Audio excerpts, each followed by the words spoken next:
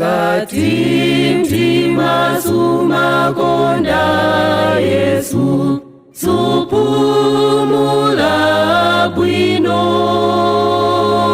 Mbuye mtima wanga ndiwo wanu mulandile.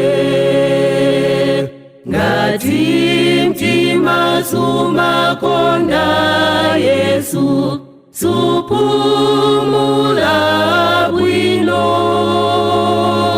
Mbuye mtima wanga ndiwo wanu mulandile. Ziko lonse nditaya ndikondesese Yesu. Anagomelako pambana ndikondweleza. Ziko lonse nditaya ndikondesese Yesu. Anagomelako pambana ndikondweleza.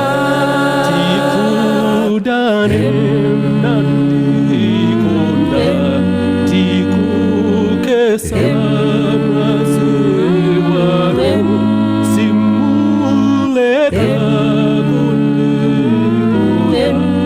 ine ndikonda be.